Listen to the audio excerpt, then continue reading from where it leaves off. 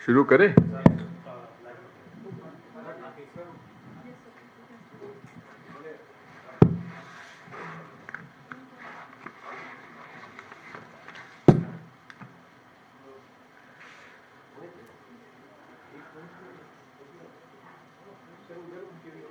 हाँ? तुम बैठ जाओ।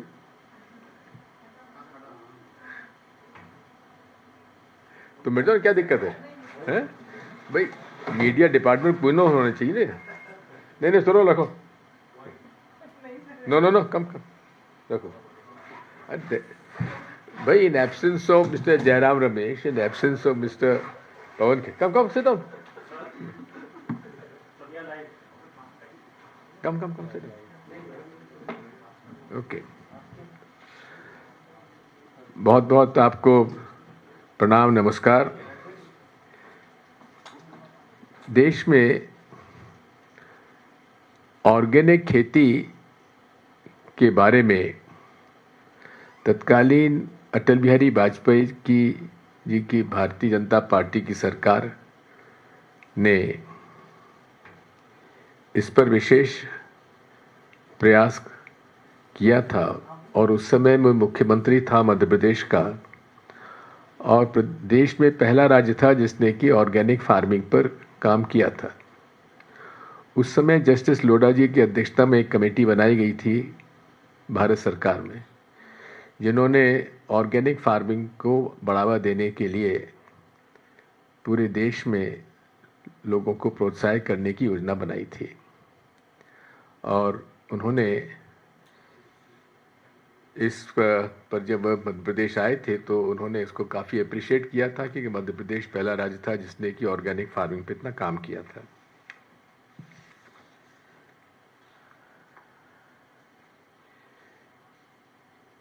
अब उस समय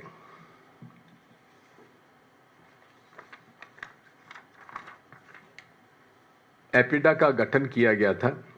एपिडा का है agricultural and processed food products export development authority,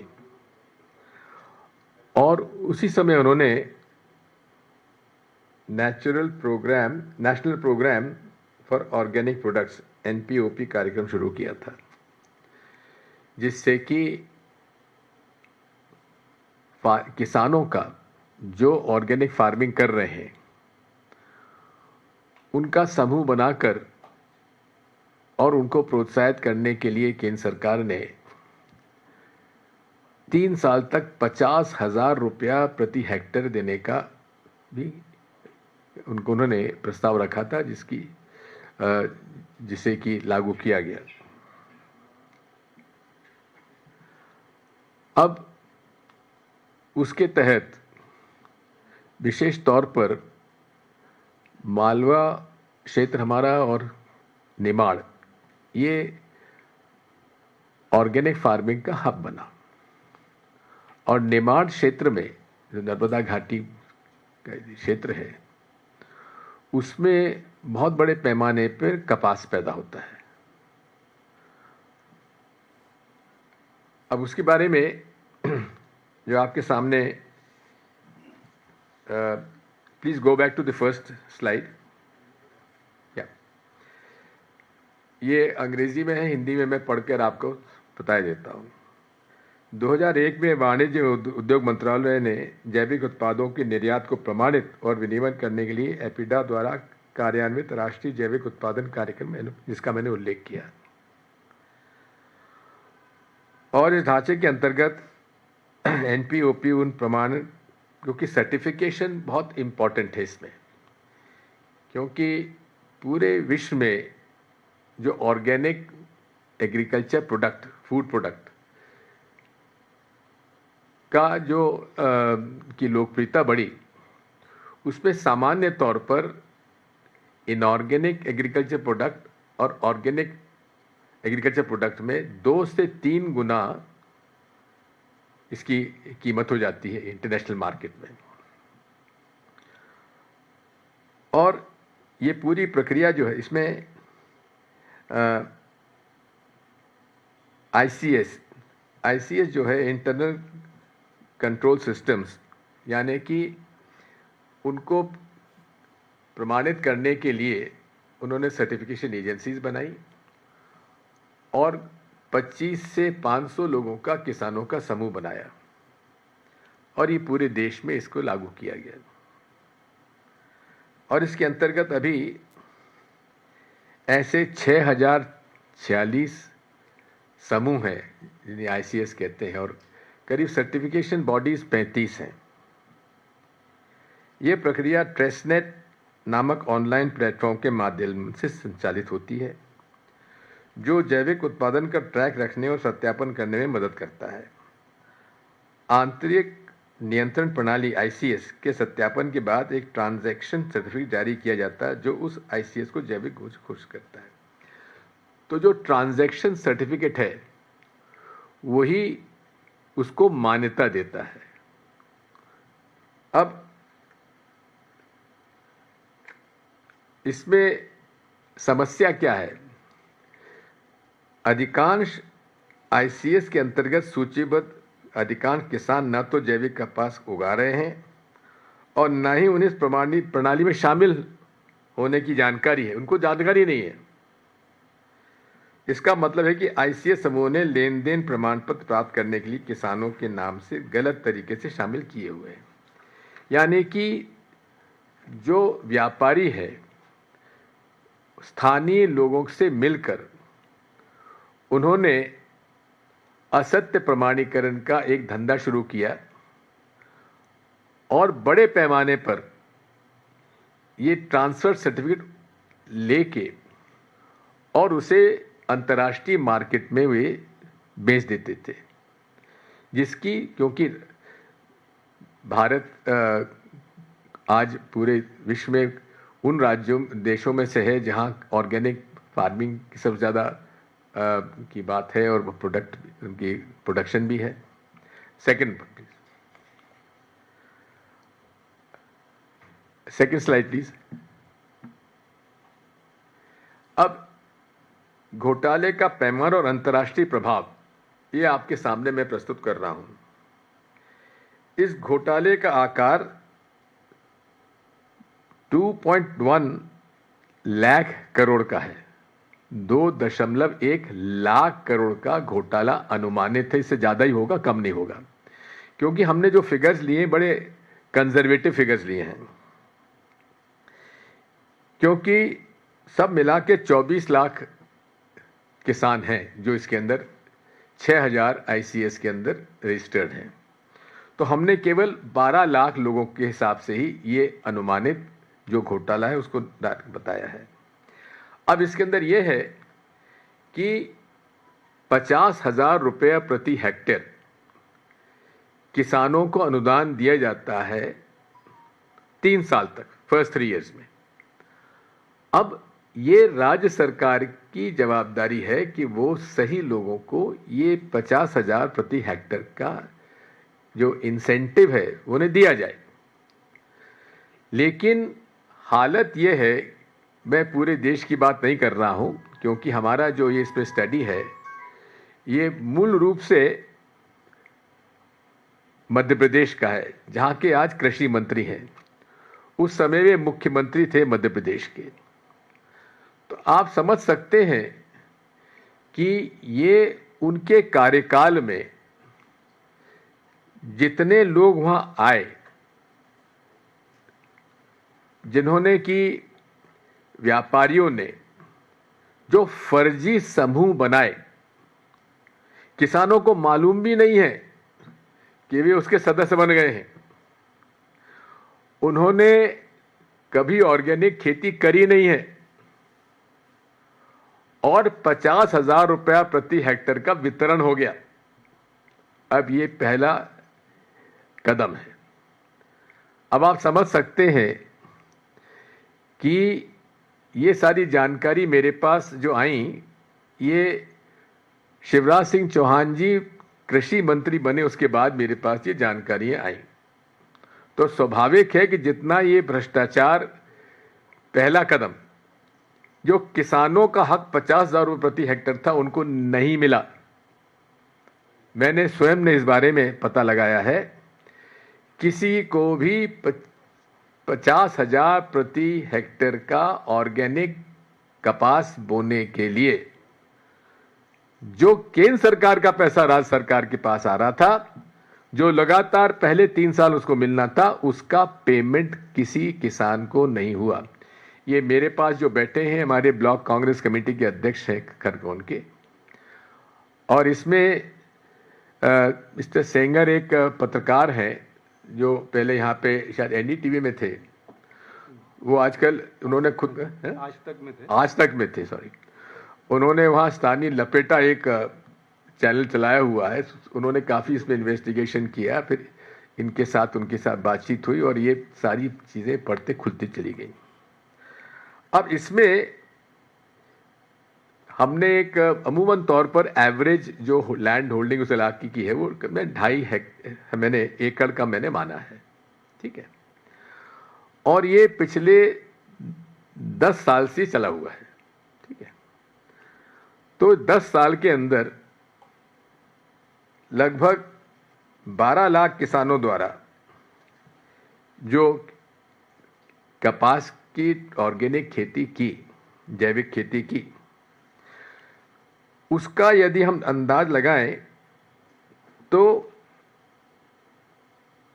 7 quintal प्रति एकड़ एक एवरेज आता है उत्पादन का, और उसकी कीमत लगभग 4,000 से 6,000 रुपये प्रति क्विंटल होती है इनऑर्गेनिक कपास की, ठीक है।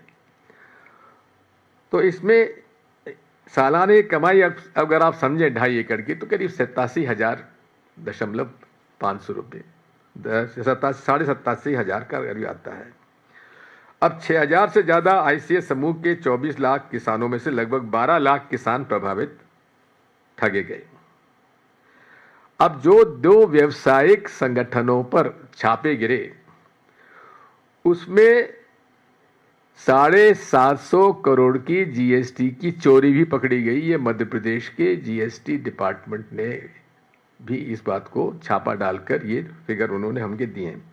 जो मैं आपको फिगर्स दे रहा हूँ ये सब ऑथेंटिक फिगर्स हैं, केवल अनुमान जो है केवल नंबर ऑफ फार्मर्स और जितने लोगों का रजिस्ट्रेशन है उसका मैंने केवल 12 आधा ही लिया है इसमें, वो क्लियर करूंगा, वो मैं बताऊंगा। अब इसका ये है कि इसका इंटरनेशनल इम्पैक्ट क्या है, फॉल आउट। तो इसमें ग्लोबल ऑर्गेनिक टेक्सटाइल स्टैंडर्ड जियो गोट्स, इसने 11 कंपनियों को जो मेजर सर्टिफिकेट्स एक्रीडेशन था वो 2020 में कैंसिल कर दिया। यूनाइटेड स्टेट्स के डिपार्टमेंट एग्रीकल्चर ने भारतीय प्रमाणीकर्ताओं की मान्यता समाप्त कर दी 2021 में। यूरोपियन यूनियन ने 5 भारतीय प्रमाणकर्ताओं की मान्यता रद्द कर दी 2021 में। न्यूयॉर्क टाइम्स ने खबर छपी कि भारत के 80% तक जैविक कपास निर्यात पर गलत लेबल लगा है, यानी कि इंटरनेशनल मार्केट में भारत के क्रेडिबिलिटी, विश्वसनीयता इसमें समाप्त होती है। अब सरकार की प्रतिक्रिया नेक्स्ट था। मैंने जब भी मेरे पास ये सारी बातें आई तो 27 अगस्त 2024 को मैंने प्रधानमंत्री जी को पत्र लिखा और भी उसके पत्र की कॉपी आपको मिल जाएगी। उसमें सारी बातों का मैंने उल्लेख किया और उनसे अनुरोध किया कि आपकी जो योजना यो है PKVY, जिसके अंतर्गत 50,000 रुपये आप दे रहे हैं। PKVY क्या है? परंपरागत कृषि विकास योजना, जिसका बड़ा श्रेय प्रधानमंत्री जी ने लिया है। उसके बारे में ये सारे डिटेल मैंने दिए हैं और उसके बाद जो प्रधानमंत्री जी को मैंने पत्र लिखा उसका जवाब पीयूष गोयल जी ने मुझे दिया 28, मैंने लिखा था उनको 27 अगस्त 2024 को। उसका जवाब मुझे मिला 28 नवंबर 2024 को। उन्होंने इसको स्वीकार किया।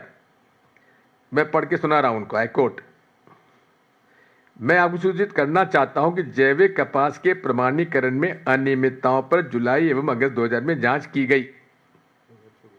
2024 में राष्ट्रीय जैविक उत्पादन कार्यक्रम एनपीओपी विनियमन के प्रमाणीकरण में गंभीर उल्लंघन के आधार पर एक प्रमाणन निकाय को 1 वर्ष की अवधि के लिए निलंबित कर दिया गया और कुछ अन्य प्रमाणन निकायों को कार्रवाई जारी है। उत्पादक समूह यानी एनपीओपी के अंतर्गत पंजीकृत रखो रद्द कर दिया गया, जो आईसीएस जिसे कहते हैं।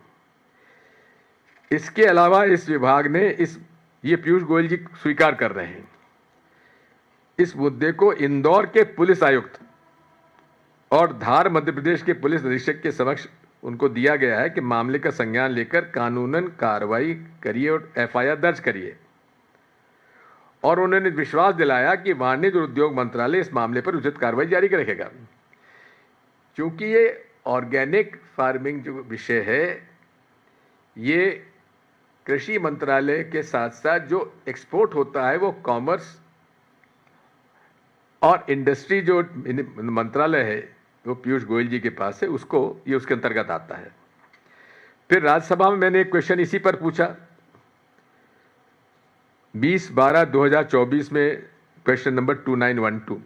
उसमें भी उन्होंने इस बात को माना कि हाँ गड़बड़ी हुई है, लेकिन हमने उस पर कार्रवाई की है। अब 2017 में उन्होंने कुछ मापदंड तय करे थे कि इसमें किसी प्रकार से इसका उल्लंघन नहीं होना चाहिए 2017 में, लेकिन पालन नहीं हुआ। वो खुद स्वीकार करें पालन नहीं हुआ। क्यों नहीं हुआ? क्योंकि हजारों लाखों करोड़ का व्यवसाय इंटरनेशनल मार्केट में ऑर्गेनिक कपास को बताकर इनऑर्गेनिक कपास को बेचा जा रहा है। इनऑर्गेनिक जो यहां पे एग्रीकल्चर प्रोड्यूस है वो इंटरनेशनल मार्केट में उसकी 3 गुना कीमत बढ़ जाती है। यानी कि 5,000 रुपए कुंटल का कपास जो कि भारत में मंडी में बिकता है, इंटरनेशनल मार्केट में 15,000 रुपया प्रति कुंटल हो जाता है। अब आप समझ सकते हैं कि केवल एक ट्रांसफर सर्टिफिकेट पाने के लिए उन्हें कुछ करने की जरूरत नहीं होती है। सर्टिफिकेशन एजेंसी के पास गए, एक बैग उनको पकड़ाया, ट्रांसफर सर्टिफिकेट लिया और ट्रांसफर सर्टिफिकेट से उन्होंने उसको उस प्रमाणीकरण के आधार पर इंटरनेशनल मार्केट में ऑर्गेनिक प्रोडक्ट के रूप से उन्होंने उस पर कमाई कर ली। इसके बाद उन्होंने मुझे जो सर्टिफिकेट बॉडीज़ हैं, सीबीज़ हैं, उनके बारे में पूरी लिस्ट बना के दी।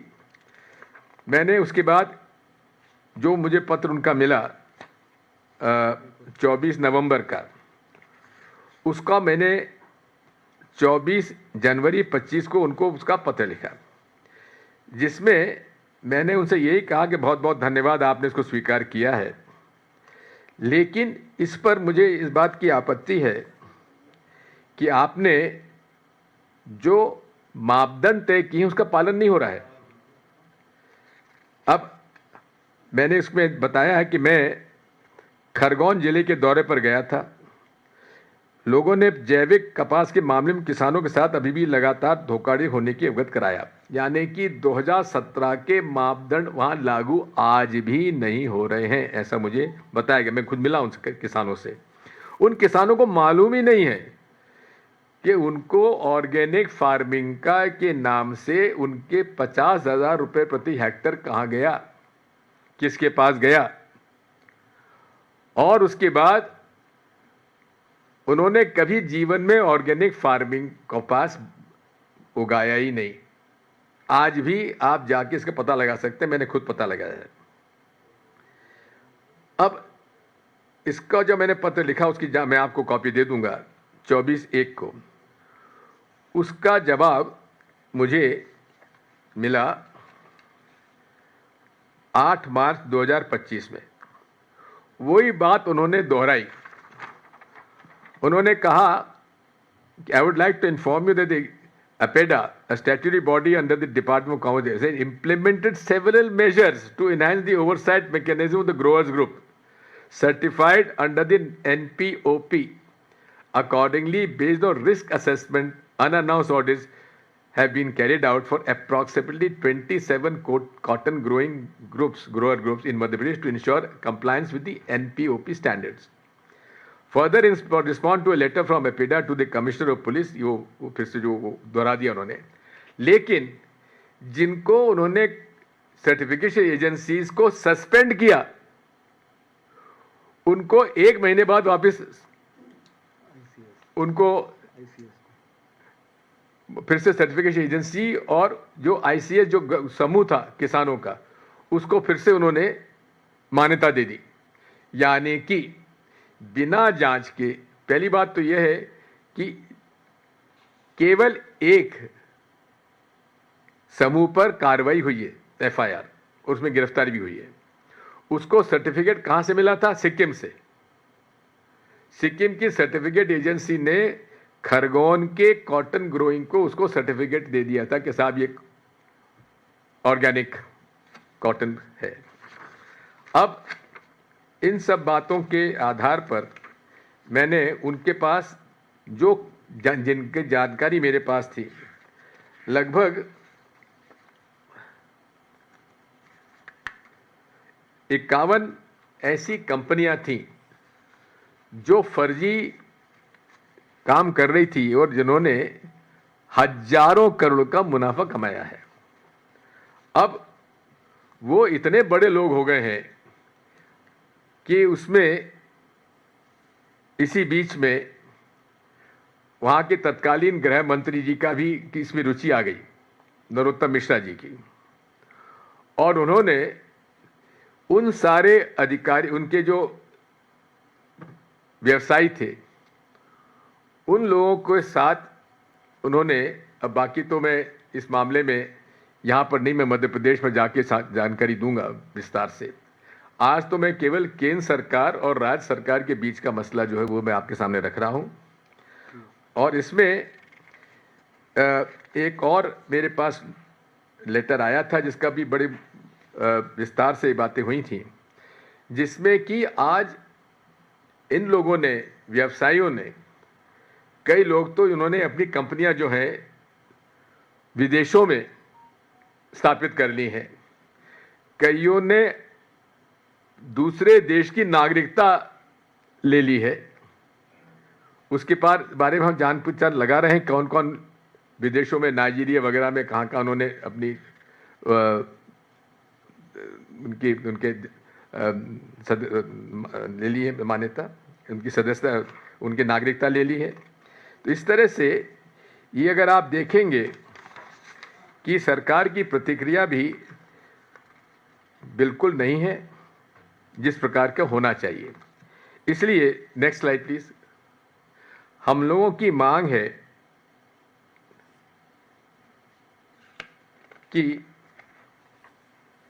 उच्च न्यायालय के एक कार्यरत न्यायाधीश की निगरानी में CBI के नेतृत्व में एक विशेष जांच दल SIT का गठन किया जाए, स्पेशल इन्वेस्टिगेटिव टीम, क्योंकि ये छोटा मोटा स्कैम नहीं है। वैसे तो मेरा तो अंदाज है कि 2 लाख से 3 लाख करोड़ का ये स्कैम है। और क्या कारण है कि पीयूष गोयल साहब के पास प्रमाण होने के बावजूद भी आज कार्रवाई क्यों नहीं कर रहे हैं? क्यों नहीं उन्होंने जो मेजर्स उठाए हैं कि इसमें ऐसी बात नहीं होना चाहिए, वो क्यों कार्रवाई नहीं कर रहे हैं? इसलिए नहीं कर रहे हैं क्योंकि जहां हजारों लाखों करोड़ का प्रतिवर्ष कमाई होती रहे, उस पर कौन करेगा? मेरा दूसरी मांग है कि 2017 से जो इन्होंने इसको और मतलब अच्छे ढंग से कंट्रोल करने का जो पारदर्शी बनाने का नियम बनाए थे, वो ट्रेसनेट पर क्यों कार्रवाई नहीं हो रही है? वह 192 निलंबित समाप्त धोखाधड़ी वाले आईसीएस ग्रुप यानी कि किसानों के ग्रुप के विरुद्ध आपराधिक कार्रवाई क्यों नहीं की जा रही है? निलंबन हो गया, 1 महीने बाद उनको वापस रिस्टोर कर दिया कि ठीक है बेटा, वो हमारे पास शिकायत आई थी, तुम फिर वही चालू कर दो।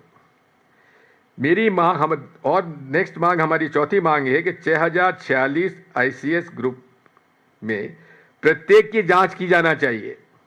घोटाले और धोखाधड़ी पकड़े गए किसी भी व्यक्ति पर आपराधिक प्रकरण सभी पर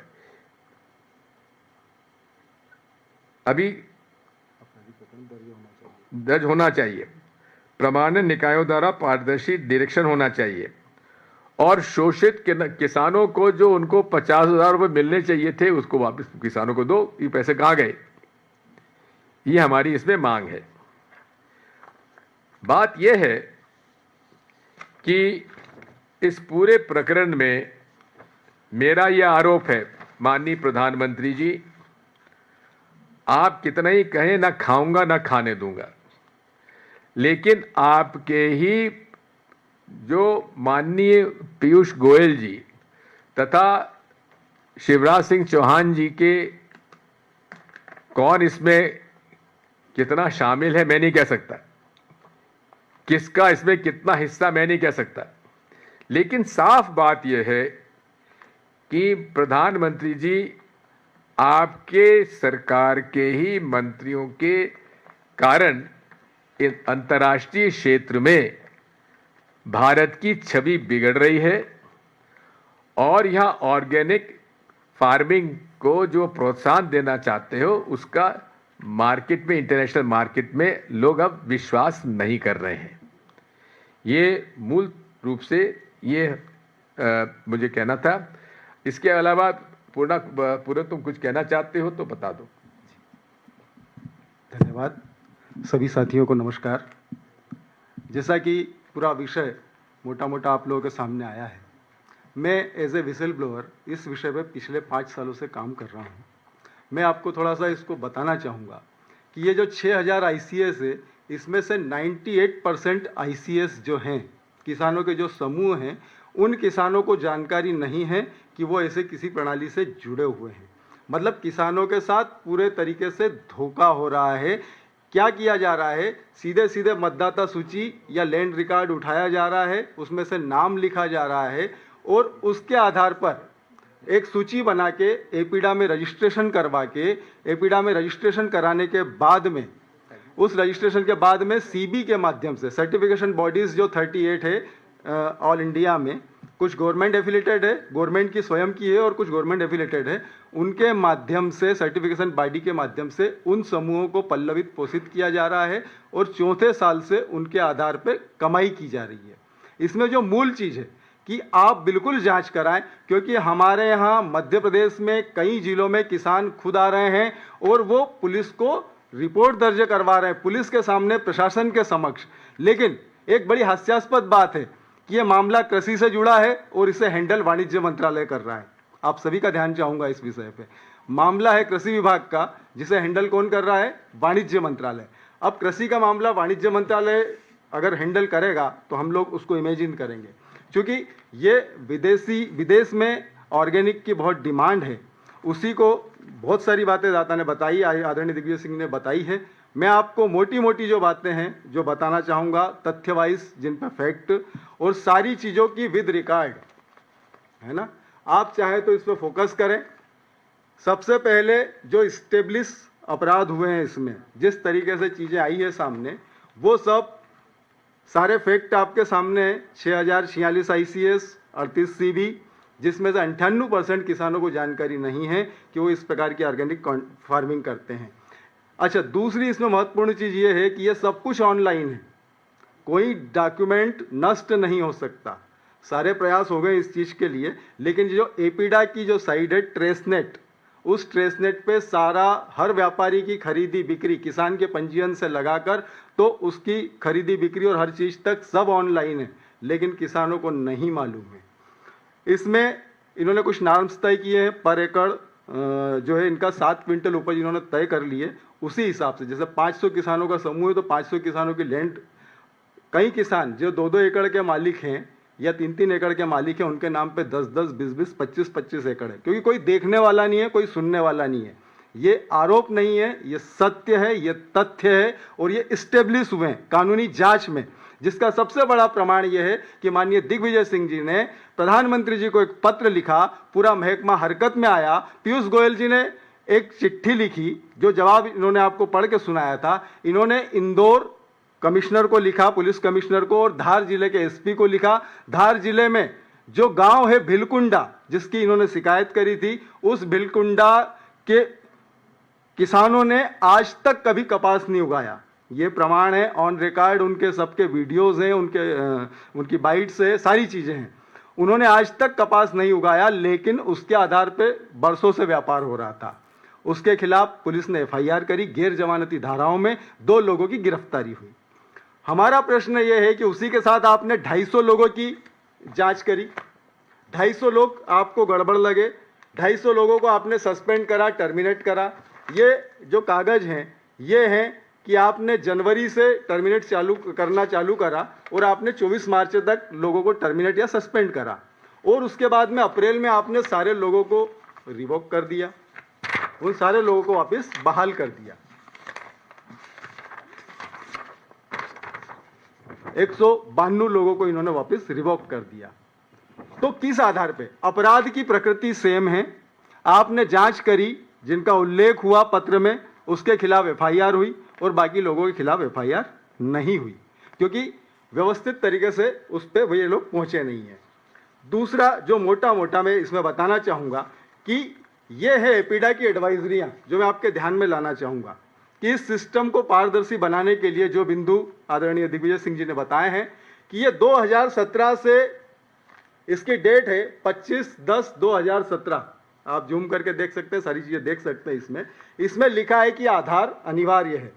अब इसके बाद में नेक्स्ट एडवाइजरी इनकी जारी होती है, ये एक 13/4/18 की एडवाइजरी है, जिसमें ये खुद कह रहे हैं कि हम इसको एक्सटेंड करते हैं। ठीक है, तो इसमें ये सारी एडवाइजरियां हैं, ये सारे कागज हैं, ये एपीडा के कागज हैं, मेरे नहीं हैं, और सरकारी कागज हैं।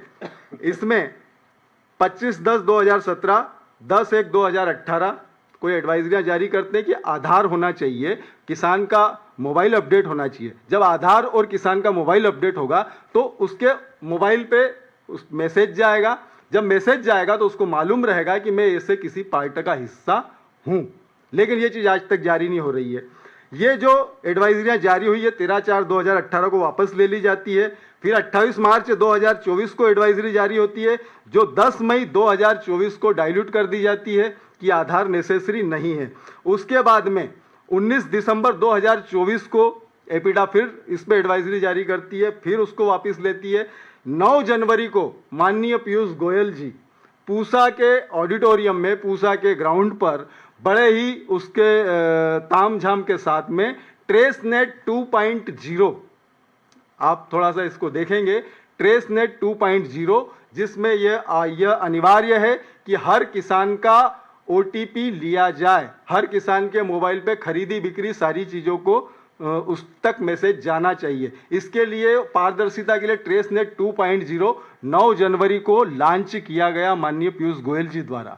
लेकिन आज जुलाई खत्म होने वाला है, वह ट्रेसनेट 2.0 आज की तारीख में भी लागू नहीं हुआ है। उसके पीछे सीधा सा जैसे 2017 से जो एडवाइजरियां चली है, वही एडवाइजरियां आगे भी दम तोड़े, ये सीजन फिर निकले, क्योंकि यह एक बहुत बड़ा स्कैम है। इस स्कैम में अंतर्राष्ट्रीय मुद्रा कैसे आ रही है? हमारे यहाँ है कि 20,000 से ज़्यादा हम बैंक के अलावा लेन देन नहीं कर सकते हैं, लेकिन ये करोड़ों अरबों रुपए का व्यापार बगैर बैंक के उस पर हो रहा है, बगैर बैंक के लेन देन के हो रहा है। और ये चीज़ें मैंने इस्टेब्लिश करी है। जो इसमें अपराध इस्टेब्लिश करे हैं, इसमें यह है कि 2 फर्मों पर जिनकी मैंने शिकायत करी, उन 2 फर्मों पर 750 करोड़ की जीएसटी चोरी, 750 करोड़ की जीएसटी चोरी, बहुत बड़ा फिगर है। जीएसटी इस पे लगता है केवल 5%। इनकम टैक्स की स्लैब जाएगी इसकी एबो 30%। आप केवल उसकी गणना कीजिए, कैलकुलेटर छोटा पड़ने लगता है जब हम इस स्कैम की गणना करते हैं और इसमें छुपे हुए छल प्रपंच की गणना करते हैं। 17/11/2022 को शिकायत करी, 23 फरवरी 2023 को जीएसटी की छापामार कार्रवाई हुई और संबंधित सीबी से, सर्टिफिकेशन बॉडी से, गवर्नमेंट से, तब इंदौर आयकर जीएसटी कमिश्नर ने 10,000 करोड़ के डॉक्यूमेंट प्राप्त करे। उन 10,000 करोड़ के डॉक्यूमेंट पे ये चोरी सामने आई है। ये ऑन पेपर है, ऑन रिकॉर्ड है, सारी चीजें। तब शिवराज सिंह जी मुख्यमंत्री थे। इसी की शिकायत ईओडब्ल्यू मध्य प्रदेश में करी। ईओडब्ल्यू मध्य प्रदेश में 11/4/2023 को, सारी चीजों के प्रमाण हैं, सारी चीजें उपलब्ध है, शिकायतों से लगा के हर चीज। ये 11/4/2023 को 2 जांच अधिकारी बने, 300 से ज्यादा नोटिस निकले, 10,000 करोड़ के कागज इनको भी मिले, लेकिन परिणाम उसका 0 है। एक शिकायत ईडी ऑफिस में पेंडिंग है, प्रवर्तन निदेशालय भोपाल जोनल शाखा भोपाल में पेंडिंग है। दूसरा होता है क्राइम ब्रांच का एपिसोड, जिस नरोत्तम मिश्रा का माननीय दिग्विजय सिंह जी ने उल्लेख करा। क्राइम ब्रांच ने 28/6/2022 को एक फर्जी एफआईआर दर्ज की। फर्जी एफआईआर मैं बड़ी जिम्मेदारी और बड़ी दावे के साथ में अपने पत्रकार साथियों के बीच अपनी बात रख रहा हूं कि एक फर्जी एफआईआर दर्ज करी। अपराध क्रमांक 21/22, धारा 406, 409, 420, 468, 120B, 34 भादवी गैर जमानतीय धाराएं हैं। अब ये जो एफआईआर दर्ज हुई थी, इस एफआईआर को दर्ज करने के पीछे केवल एक मकसद था, अवैध वसूली का। ये मेल का कागज है बाहर के राज्यों के लोगों का, जिन्होंने इस पे लिखा है कि 1 करोड़ देके मैं बचा हूं, मैंने 1 करोड़ रुपया दिया है। गुजरात का व्यापारी है बड़ा, 1 करोड़ रुपया दिया है। ये सारे डॉक्यूमेंट्स आप जितने चाहेंगे आपको सब उपलब्ध करवाए जाएंगे। उसके बाद कहानी आगे बढ़ती है, पूरी वसूली होती है, सारी चीज़ें होती है, और जो माननीय मुख्यमंत्री थे तब वो भरी प्रेस कॉन्फ्रेंस में अधिकारियों की उस थाना प्रभारी को यह कहते हुए निलंबित करते हैं कि ऐसी गुंडागर्दी और ऐसी अवैध वसूली मेरे राज्य में नहीं चलेगी, क्योंकि उस चीज को हैंडल कोई और सज्जन कर रहे थे राज्य सरकार के। सॉरी टू इंटरप्ट जी, ये जो अधिकारी है धर्मेंद्र सिंह भदौरिया, धनेंद्र सिंह भदौरिया टीआई, ये उस समय जब नरोत्तम मिश्रा गृह मंत्री थे तब ये इसके ऊपर वारंट इशू था अदालत का। तो एक वारंट जिस अधिकारी के खिलाफ रहा हो, जो कि एब्सकॉन्डिंग, पुलिस बता रही कि एब्सकॉन्डिंग कर रहा है, वो नरोत्तम मिश्रा जी के कॉन्स्टिट्यूंसी गृहनगर में टीआई तैनात थे। वो कौन? वही टीआई जो कि एब्सकॉन्ड कर रहा है पुलिस के रिकॉर्ड में, लेकिन गृह मंत्री जी के आदेश से वो उन्हीं की कॉन्स्टिट्यूंसी में टीआई था। और जब ज्यादा उनके खिलाफ शिकायतें आने लगी तो उनका स्थानांतर क्राइम ब्रांच इंदौर में किया गया। और इंदौर में क्राइम ब्रांच में उन्होंने क्या किया, इनकी आप इनसे सुन लीजिए।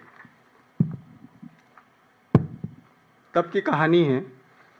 और ये इस प्रकार का एक डॉक्यूमेंट मार्केट में चला था जिसमें व्यापारियों के नाम है, इसके पीछे सूची लिखी हुई है, फिगर लिखे हुए हैं। ये वसूली का आरोप है। चूंकि जैसे हमारे लॉ में सिद्धांत है कि जारता का कोई प्रमाण नहीं होता इस प्रकार की चीज़ों के प्रमाण के लिए, लेकिन इस चीज़ों को प्रमाणित किया है ये क्राइम ब्रांच की खात्मा रिपोर्ट ने। जिस टीआई ने करा, जैसे मैंने एक उदाहरण बताया कि मुख्यमंत्री ने भरी सभा में उसे निलंबित किया, कि ऐसी दादागिरी और ऐसी अवैध वसूली नहीं चलेगी, क्योंकि जब बीजेपी के सांसद और इन लोगों ने भी उसके कारनामे माननीय मुख्यमंत्री जी को, तब तत्कालीन मुख्यमंत्री जी को बताए, तब उन्होंने ये कदम उठाया। अब उसके बाद में ये क्राइम ब्रांच के अधिकारियों ने, जो एसीपी क्राइम ब्रांच ने इसकी खात्मा रिपोर्ट पेश करी। इस खात्मा रिपोर्ट में स्पष्ट रूप से उल्लेख है कि यह जो एफआईआर की गई, यह केवल अवैध वसूली के लिए और गलत मंशा के साथ में दर्ज की गई, और हम इसमें बगैर अधिकारियों को, सीनियर अधिकारियों को संज्ञान में लेके की गई, और हम इसके लिए खात्मा प्रकरण पेश करते हैं। ये अदालत में उन्होंने खात्मा प्रकरण पेश किया और ये सारा इसमें उल्लेख है। ये जो कहानी मैंने बताई, ये हो गई इस अपराध की। अब ईओडब्ल्यू क्राइम ब्रांच में इसके आगे सारी चीजें खत्म हो गई, लेकिन रहस्य और प्रश्न बाकी है कि ये जो कथित 150 करोड़ रुपए की वसूली हुई थी, ये किसने करी थी, किसके इशारे पे हुई थी, और आगे इसका परिणाम क्या हुआ है। मेल द्वारा करोड़ों की वसूली। गुजरात का व्यापारी कह रहा है कि आपके यहाँ का एक टीआई अधिकृत रूप से मेल करके संबंधित अधिकारी को कि मुझे 1 करोड़ रुपए मेरे द्वारा दिए गए, ये सामने आया है। कई अखबारों की कटिंग है जिसमें व्यापारी सामने आए हैं। बड़े ही फिल्मी स्टाइल में व्यापारियों को उठा के उनसे 2-2, 5-5 करोड़ की रिकवरी की गई है, और इसी को लेके माननीय न्यायालय में और क्राइम ब्रांच इंदौर में कुछ व्यापारियों ने अपना पक्ष रख के शिकायत दर्ज कराई है, जो ज्यादती उनके साथ हुई है, विद प्रमाण, सीसीटीवी रिकॉर्ड, सारी चीजों के साथ में। डीआरआई द्वारा, इसी विषय में डीआरआई द्वारा 19 अगस्त 2024 को कार्टन के साथ साथ आप लोगों का ध्यान में इसलिए आकर्षित करवाना चाह रहा हूं इन सारे तथ्यों पे, ये सारे फैक्ट हैं, इसलिए आपका ध्यान आकर्षित करा रहा हूं कि आप इस मुद्दे की गंभीरता को समझें कि ये केवल किसानों के साथ छल नहीं है, ये मानवता के साथ भी छल है। ऑर्गेनिक हम क्यों खाते हैं? आज हमारी पूरी पीढ़ी ऑर्गेनिक की ओर अग्रसर हो रही है, हमारा पूरा सिस्टम ऑर्गेनिक की ओर अग्रसर हो रहा है, क्योंकि केमिकल वाली चीजों को खा के हम बीमारियों की ओर बढ़ रहे हैं। ये आप सभी भाई लोगों के ध्यान में है। तो मैं आपका ध्यान आकर्षित करवाना चाहूंगा कि 19 अगस्त 2024 को डीआरआई द्वारा मुंद्रा और कांडला पोर्ट पर 400 कंटेनर राइस जब्त किया गया। 400 कंटेनर जो इनऑर्गेनिक को ऑर्गेनिक बताकर बेचा जा रहा था। अगर इस ऑर्गेनिक कपास जिसका ओरिजिन बताया गया वो हमारे निमाड़ से बताया गया, निमाड़ में कभी चावल होता ही नहीं है। वो महाराष्ट्र के उन एरियो से बताया गया जहां पे कभी चावल होता ही नहीं है। वो राजस्थान के एरियो से बताया गया जहां चावल होता ही नहीं है। ये सारे फैक्ट हैं, ये सारी चीजें ऑनलाइन है, ट्रेसनेट की साइट पे है, एपीडा की साइट पे है। पर हम उस पे अगली चीज लाएंगे। अभी हमारा जो फोकस है कॉटन पे है, क्योंकि कॉटन में ये सारे अपराध, जीएसटी की चोरी एक स्टेब्लिश हो गई। इन्होंने पत्र लिखा, भीलकुंडा में एक एफआईआर हो गई जिसमें 2 लोगों की गिरफ्तारी हो गई। इन्होंने 250 आईसीएस पे कार्रवाई करी, लेकिन उसके बाद में उनको वापस बहाल कर दिया। अब इसमें बड़ी हास्यास्पद चीजें ये है कि 2006 में जो किसान मर चुके हैं वो भी आज व्यापार कर रहे हैं, वो भी आज इस ऑर्गेनिक स्कीम का हिस्सा है। बड़ी जिम्मेदारी और बड़े दावे के साथ आप लोगों के इसके समक्ष बात रख रहा हूं। और इन सारी चीजों का मूल कारण जो है, इन सारी चीजों का मूल कारण है एपीडा की ये एडवाइजरियां कि वाणिज्य मंत्रालय, एपीडा जो हमारे यहाँ ऑर्गेनिक को संचालित करता है, एपीडा किसी भी प्रकार से इस सिस्टम को सुधारना नहीं चाहता। वो इसलिए नहीं सुधारना चाहता, अब किसकी सह है उनको, किसके संरक्षण में ये सब चल रहा है?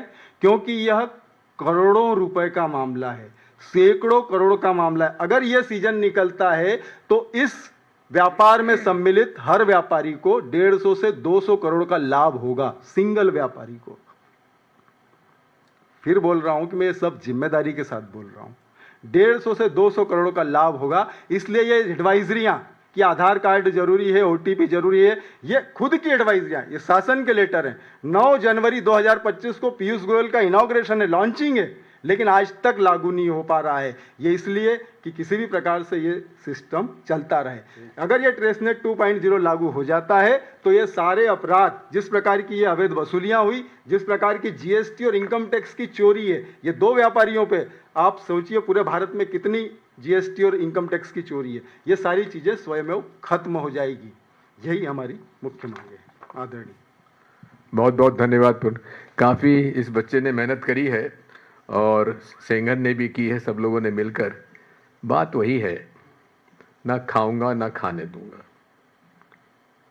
अब यही है, वो अब हो गया है खूब खाओ, खूब खिलाओ और पकड़े जाओगे तो हम हैं ना।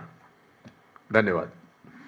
कोई क्वेश्चन पूछना तो पूछ लीजिए। सर, ये पूरा जो मामला आप बता रहे हैं कि इसमें कई कंपनियों की जो विदेश में ट्रांसफर की गई है या बना दी गई है, लोग भी चले गए, और फिर सीधा सीधा सर इसमें ये भी है कि कहीं मनी लॉन्ड्रिंग, क्या ईडी इसमें इन्वॉल्व है? बताया ना आपको, इन्होंने बताया कि रीजनल ऑफिस जो है मध्य प्रदेश में, भोपाल में, उसके पास ये केस है। और यही हमारी मांग है कि इतना बड़ा ये स्कैम है, इसको हाई कोर्ट या सुप्रीम कोर्ट के सिटिंग जज के नेतृत्व में यदि स्पेशल इन्वेस्टिगेटिव टीम सीबीआई नहीं बनाएगी तो जहां सीबीआई के अफसर 10-10, 5-5 लाख रुपए में अपना कई शिकायतें, सीबीआई नहीं पकड़ा है उन लोगों को, मैंने नहीं पकड़ा है, तो आप समझ सकते हैं कि जहां लाखों करोड़ का घपला हो तो वहां ये, और जो कि यहाँ से लोग भाग के दूसरे लोगों के उन्होंने नागरिकता ले ली हो, तो इसको, ये तो इंटरनेशनल स्कैम है, नेशनल ही नहीं इंटरनेशनल। इसलिए इसकी जांच की हमारी जो मांग है उसको माननीय प्रधानमंत्री जी, आपकी छवि को, या तो ये है कि आपकी छवि को बिगाड़ने का प्रयास है या आपकी सहमति से सब कुछ हो रहा है। धन्यवाद। सर, क्वेश्चन ये, गो अहेड। एक्सचेकर को कितना नुकसान हुआ? आप तो क्लेम कर रहे हैं कि सर्टिफिकेशन फ्रॉड है, इसमें इंटरनेशनल लेवल का है, बट पब्लिक एक्सचेकर को इसमें कितना नुकसान हुआ है, क्या उसका कोई एस्टिमेशन है? आपको बताया ना इन्होंने, केवल 2 कंपनीज पे छापा डाला। किसने? जीएसटी, जो हमारा डिपार्टमेंट है स्टेट गवर्नमेंट का, उसमें 750 करोड़ का उसमें इवेजन जीएसटी का दिखाया गया। अब आप समझ सकते हैं कि केवल 2 कंपनी, जहां कम से कम 100 से ज्यादा कंपनियां होंगी और 10 साल से लगातार चल रहा है, तो आप समझ सकते हैं कितना बड़ा ये नेशनल एक्सचेकर को ही नहीं, स्टेट के एक्सचेकर को भी इसमें हानि हुई होगी। सर, इस इशू से अलग एक इशू, नहीं, अभी इसको इशू चलो, अभी दूसरा इशू छोड़ो। अभी सर, जो सामान्य भाषा में हम समझ पा रहे हैं कि एक तो कि केंद्र का जो पैसा गया राज्यों को इस पूरे स्कीम के तहत, कपास वाले स्कीम के तहत, वो पैसा 98% किसानों को नहीं मिला। पहला घोटाला यहाँ हुआ, उसकी लूट हुई, जो रैकेट था। दूसरा ये हुआ कि जब किसानों से कपास लेके, जो कि इनऑर्गेनिक था, उसको ऑर्गेनिक बताकर ट्रांसफर सर्टिफिकेट लेकर वहां बेचा गया, ट्रांजैक्शन सर्टिफिकेट, वहां बेचा गया। ये दूसरा इसमें आप जो घोटाला करे कपास का ऑर्गेनिक के नाम। और तीसरी जो बात आपने रखी इन्होंने, कि जो लोग इसमें फंसे थे उस पे स्टेट के अधिकारी जो है वसूली किए, जो लोग इसमें फंसे पाए गए थे उनसे पैसे वसूले गए, जिनमें गुजरात के लोग थे। ये 3 चीजें हैं जो हम समझ पा रहे हैं। सही है? सही है, बिल्कुल सही है। हाँ, और सर एक आपने कहा था दिग्विजय सर कि क्यों पीयूष गोयल इस मसले को पे रोक नहीं लगा रहे, उसकी वजह क्या है, आप अगर बता दें। ये भी छानबीन का विषय है आप लोगों के लिए। जब 9 जनवरी को वो लॉन्च कर चुके हैं तो जुलाई तक वो सिस्टम अमली जामा क्यों नहीं पहन पा रहा है? 2017 से अगर सिस्टम लगा हुआ है तो अभी तक साकार क्यों नहीं हो पा रहा है? ये स्थिति है। इसमें जो है किसानों की जानकारी में नहीं है, ये सबसे बड़ा घोटाला है कि बगैर किसानों की जानकारी के व्यापार हो रहा है। सर, एक इसी से जुड़ा एक सवाल है, बस केवल एक छोटा सवाल, कि क्या आप लोगों को कोई जानकारी मिली है कि ये जो पूरा मामला ये मध्य प्रदेश तक सीमित है? क्योंकि कॉटन तो और भी ये तो पूरे देश में ऑर्गेनिक के नाम से इनऑर्गेनिक एग्रीकल्चर प्रोड्यूस को ट्रांजैक्शन सर्टिफिकेट के आधार पर ही इंटरनेशनल मार्केट में बड़ी कीमतों पर 200-300% की कीमतों पर ये बेचा जा रहा है। ये पूरा जो स्कैम है इंटरनेशनल है। हमने तो केवल कपास की बात की है, अब इसमें सोयाबीन भी है, राइस भी है, और जो भी एक्सपोर्टेबल आइटम हमारे हैं वो सब इसमें शामिल हैं। मूलतः ये तीनों बड़ी सर कमोडिटी है। अगला सर क्वेश्चन इससे अलग सवाल है। सर इसी मुद्दे से मेरा एक सवाल है। नहीं, देखिए, आज की जो हमारी प्रेस कॉन्फ्रेंस जिस मुद्दे पर है उसी का मैं जवाब दूंगा। सर मध्य प्रदेश में कांग्रेस पार्टी अपोजिशन में है या हाँ। कहें सेकेंड लार्जेस्ट पार्टी है। जाहिर सी बात है, अगर इतना बड़ा घोटाला है तो अभी तो नहीं हुआ होगा, बहुत समय लंबे समय से प्लानिंग चली होगी और फिर उस पर हुआ होगा। तो क्या कभी विधानसभा में या अपोजिशन के तौर पर इससे पहले भी आप लोगों ने? बात यह है, जी सर। ये सर्वविदित है। मैंने जब 2024 में ही ये बात प्रधानमंत्री के संज्ञान में ले आया था, प्रेस में छप गई थी, तो वहाँ पर भी इसके प्रश्न पूछे गए थे। उसके डिटेल मेरे पास अभी मौजूद नहीं है, लेकिन अब कल से परसों से विधानसभा चालू हो रही है, तो स्वाभाविक है कि जो आज हमारी प्रेस कॉन्फ्रेंस है उसका संज्ञान में हमारे विपक्ष लेगा।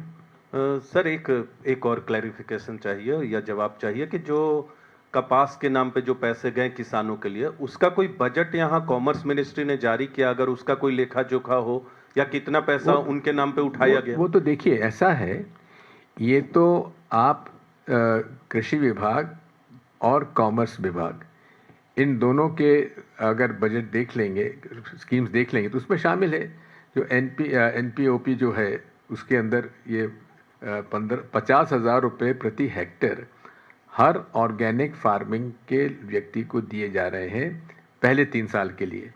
वो उसमें आपको जानकारी मिल जाएगी। बहुत बहुत धन्यवाद। सर एक सवाल। हाँ, सर शिवराज सिंह चौहान ने राहुल गांधी वो शिवराज सिंह कपास के बड़ा आरोप नहीं, है सर। कपास के बारे में है क्या? नहीं सर, कपास के नहीं, ओबीसी को लेकर उन्होंने माफी मांगने पे कहा है।